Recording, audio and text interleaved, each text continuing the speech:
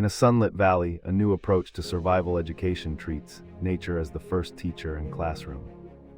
Students learn by observing weather patterns, tracking wildlife, and testing shelters, relying on real field feedback instead of dry theory.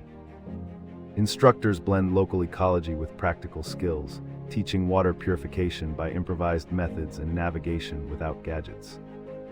The emphasis shifts from rote drills to adaptive problem solving, encouraging teamwork, risk assessment, and respectful interaction with ecosystems. This living curriculum travels across seasons, turning every creek, rock, and breeze into a hands-on lesson in resilience.